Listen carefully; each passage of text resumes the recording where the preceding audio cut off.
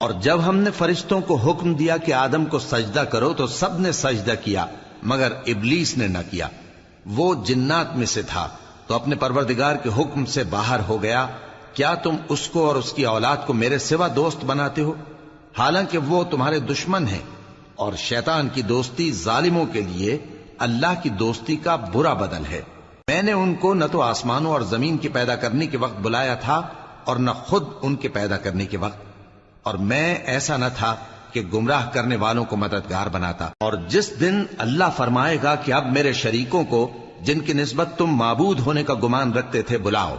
تو وہ ان کو بلائیں گے مگر وہ ان کو کچھ جواب نہ دیں گے، اور ہم ان کے درمیان ہلاکت کی ایک جگہ بنا دیں گے، اور گناہگار لوگ دوزخ کو دیکھیں گے تو یقین کر لیں گے کہ وہ اس میں پڑنے والے ہیں، اور اس سے بچنے کا کوئی راستہ نہ پائیں گے۔ اور ہم نے اس قرآن میں لوگوں کے سمجھانے کے لیے طرح طرح کی مثالیں بیان فرمائی ہیں، لیکن انسان سب چیزوں سے بڑھ کر جھگڑالو ہے۔